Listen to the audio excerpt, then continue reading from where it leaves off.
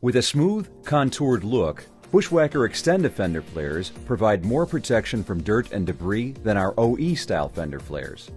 Take your Fender flare and place it upside down on your workspace, being careful not to scratch it. Start the edge trim install by peeling 2 to 3 inches of red vinyl backing away from the edge trim.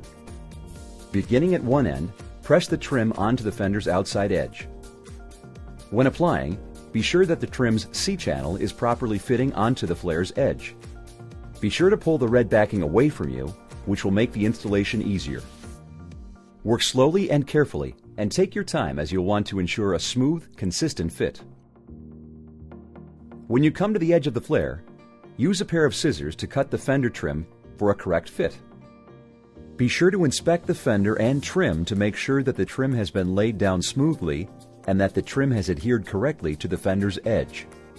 When installed properly, the trim will have a smooth appearance just like this. After the trim is fully installed, you can begin attaching the fender flare to the truck. To install the Bushwacker Extend Fender flares, first remove the factory fender liner bolts using a ratchet. Some vehicles may have a factory flare which must be removed. In this case, it's just the bolts. Once the bolts are removed, set them aside as they will be reused with the Bushwacker flare.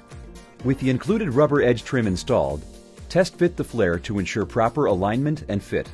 Once the fit has been verified, install the Extend Fender by reusing the factory fender liner screws. You can start them by hand, but you'll want to use a ratchet to completely tighten them. Take your time and work slowly and carefully, being sure not to over-tighten or cross-thread the screws. When secured to the vehicle, use the included fender trim tool to ensure a proper, secure fit. This video installation is a general reference for installing Bushwacker product.